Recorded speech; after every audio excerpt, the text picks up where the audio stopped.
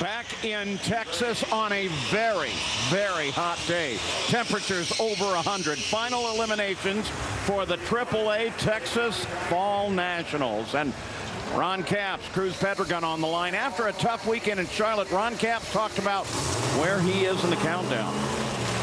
We just had a bad weekend. We picked the wrong weekend to have a weekend where we struggled, but Friday, both runs we lost. Didn't cause us lane choice, which usually at that track at ZMAX is not a problem.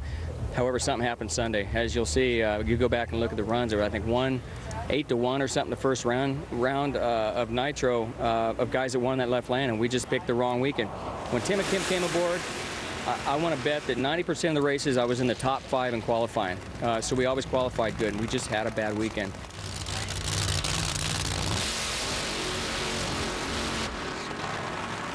There's a cruiser trying to win his first race of the season. He last won at Maple Grove almost a year ago. We'll be in Maple Grove next week. And Ron Capps never won Dallas in the fall race. He did win one time at the discontinued spring event.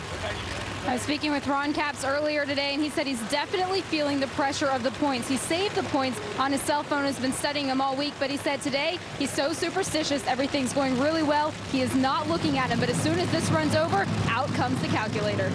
Well, after 6 straight runs down the racetrack, Cruz Pedregon and Danny DeGennaro's crew chief stepped on the snap-on car just a little bit too hard. He showed me the computer at 2.4. The clutch just got a little too aggressive for him. Good news is they were able to luckily skip by, get that round win, and get another opportunity. Mike, 2 ways to slow down a clutch. You can either just slow the bearing down or you can take some weight off. They're taking the safe bet here, slowing the bearing down in this car.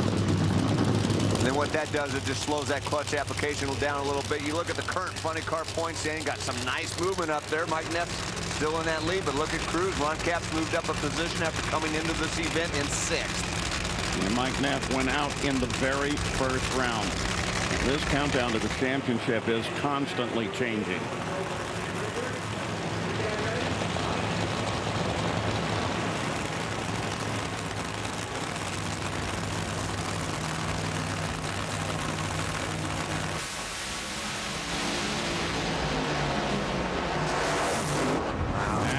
That cruiser, a 420, 302 miles an hour.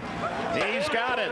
He wins. He'll be 3rd in the points now, just 7 points behind Mike Neff. Wow, he's come forward.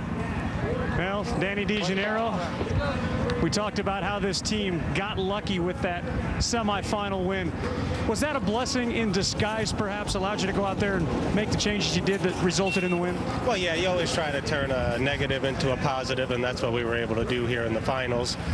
Just really fortunate, really blessed. I want to thank my crew, my assistant, Scott Weibel, everybody working really well together. It's a hot day here in Texas, but I couldn't think of a better place to pull off our first win. Yeah, relief in the heat. Doesn't always add up that way, but it is for that man. Well, Cruz Pedregon gets the win in a funny car over Ron Capps, and those points that are getting more and more important as we whittle our way down to the final event of the season. Mike Neff still #1, but look at those moves upward by Cruz and by Ron, and the line below Robert Height. Yeah, we're going to have to move that below Ron Capps because it's getting tight in the top 5, and guys below that line are going to have to really start doing something here quick. The do or done line.